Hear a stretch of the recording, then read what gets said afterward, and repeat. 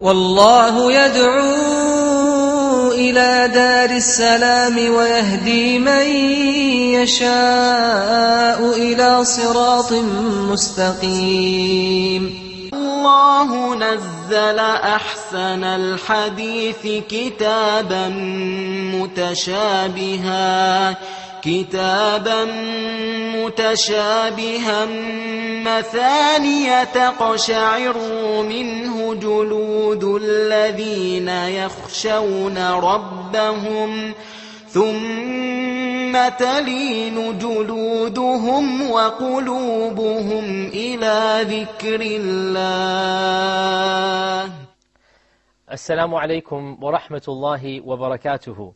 Welcome to another episode of our fascinating series, The Sciences of the Quran. This is your host, Yasir Qadhi.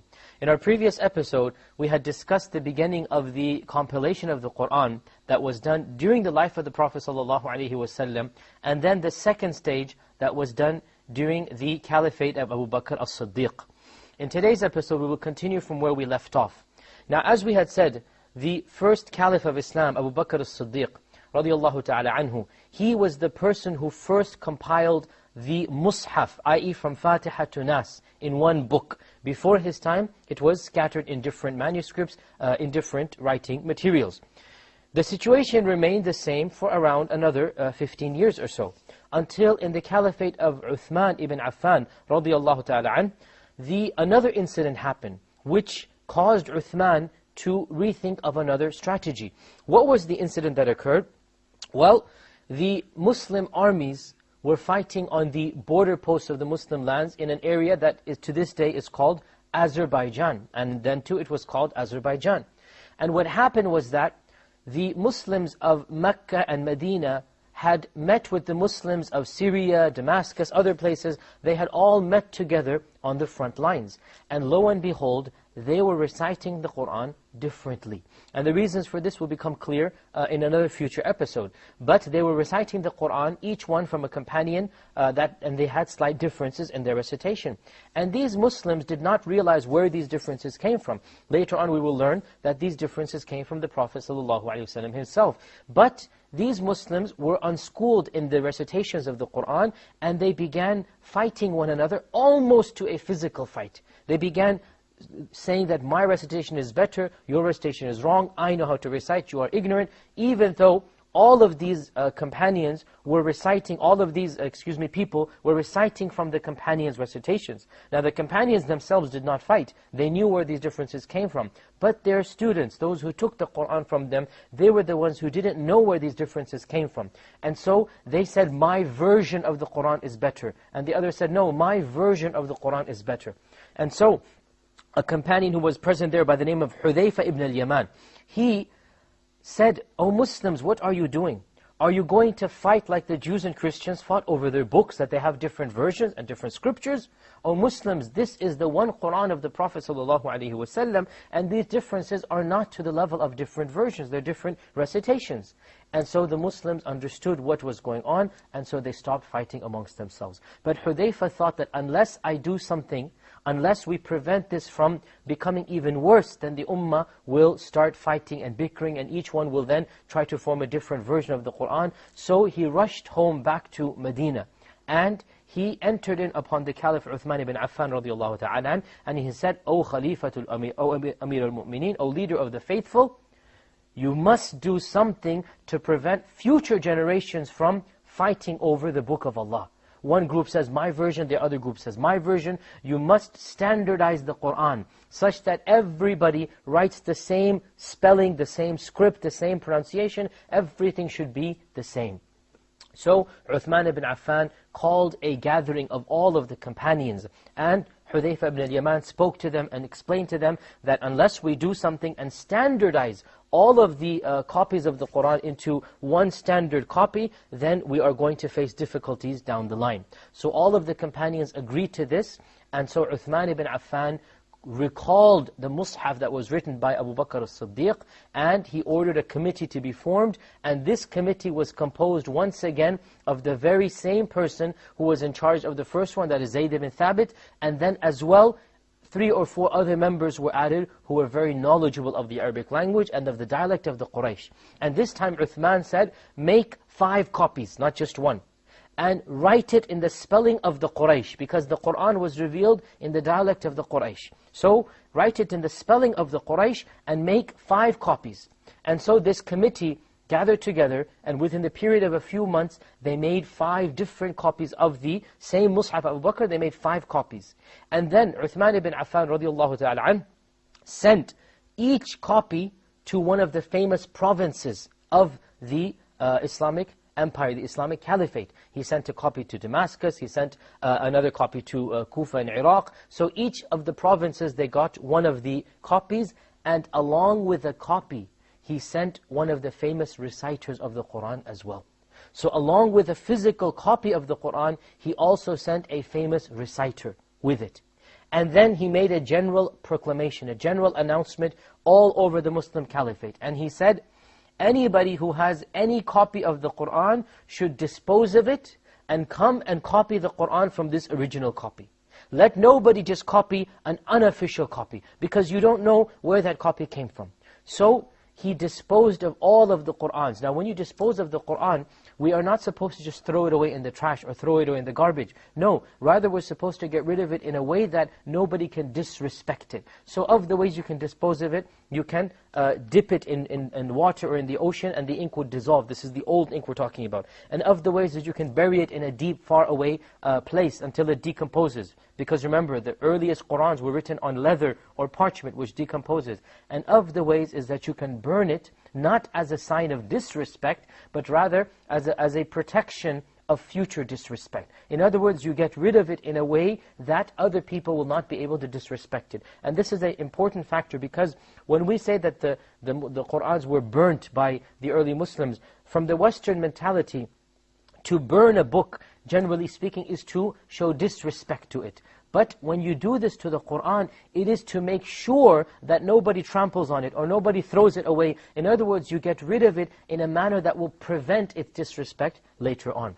Now, this was what was done, that all of the Qur'ans and all of the Mus'hafs of all of the Ummah were then taken and disposed of, and anybody who wanted a Qur'an had to copy it directly from the Mus'haf of Uthman ibn Affan, and that is why we call it the Uthmanic Mus'haf. All future Qur'ans, even up to our times, conform letter for letter, word for word with the Qur'anic Mus'hafs. It was a drastic measure, but it was a necessary measure. And it is due to Uthman, it is due to the efforts of Uthman ibn Affan radiallahu ta'ala anhu, that Allah subhanahu wa ta'ala preserved the Qur'an. To this day, there is no different version of the Qur'an. There is but one Qur'an. And this is due to the blessings of Allah subhanahu wa ta'ala that He showered on Uthman ibn Affan. And this was done by the unanimous consensus of all of the companions at the time.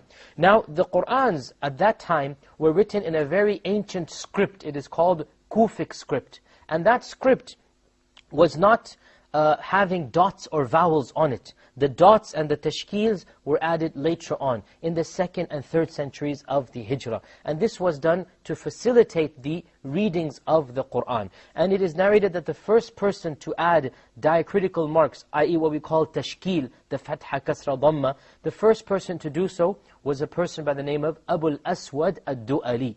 And Abu al-Aswad ad-Du'ali was a person who lived in the 1st century of the Hijrah, and a student of Ali ibn Abi Talib, and he used to add dots in specific places to take the place of fatha, kasra, dhamma. So he would put a dot below the letter if it was a kasra, a dot above the letter if it was a fatha, and a dot after the letter if it was a dhamma. And later on, people began to differentiate between the various letters of the Arabic alphabet. The early script of the Arabic alphabet did not have dots on the letters. So a fa and a qaf could only be told apart by context. And a ba and a ta and a tha could only be told apart by context. And a ha and a kha could only be told apart by context. Later on, people developed a more sophisticated script. And so until our times, the most common script that we use is called the Naskhi script.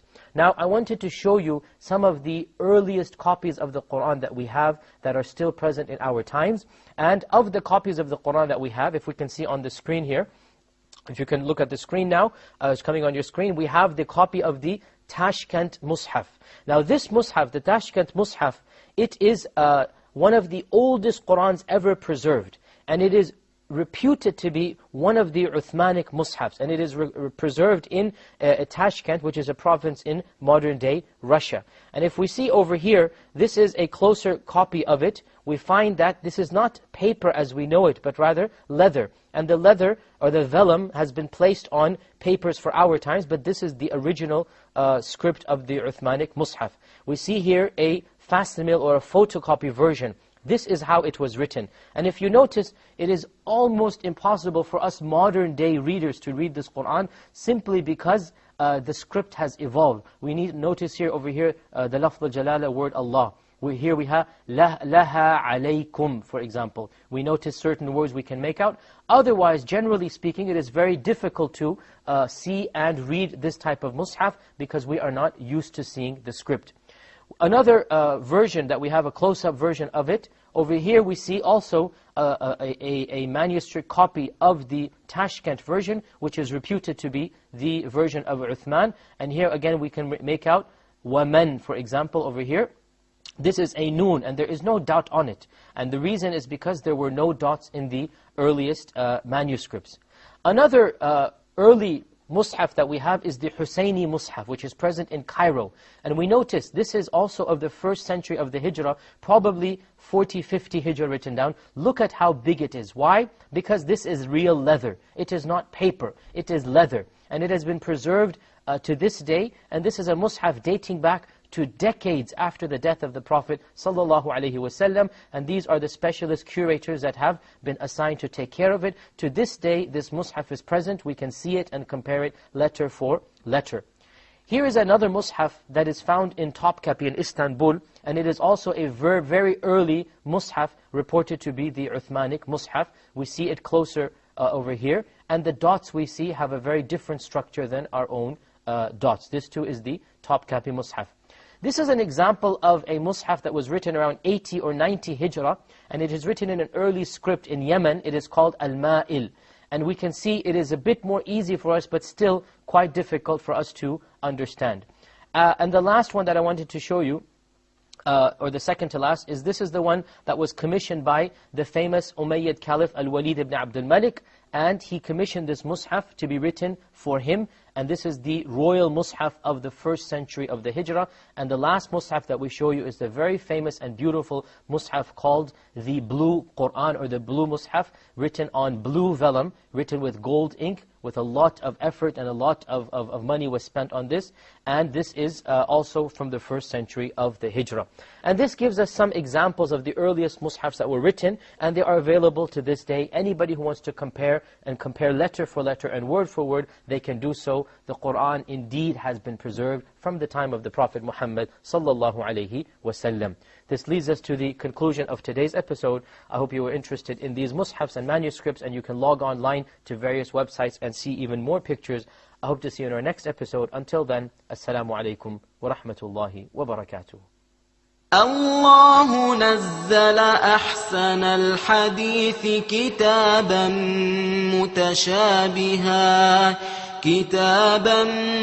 متشابها مثانية تقشعر منه جلود الذين يخشون ربهم ثم تلين جلودهم وقلوبهم إلى ذكر الله